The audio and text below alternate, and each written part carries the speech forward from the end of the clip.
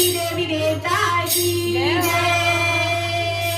आज मैं आप सबों को अनुसुईया माता की छोटी सी कहानी अपने गीत के माध्यम से सुनाती हूँ। सुनिए और आनंद उठाइए। एक समय की बात है जबकि देवलोक में लक्ष्मी, पार्वती और सरस्वती तीनों वार्तालाप करती हैं कि हम तीनों से सती इस धरती पे या स्वर्ग लोक में या पाताल लोक में कोई नहीं है, हम तीनों सबसे बड़ी सती हैं।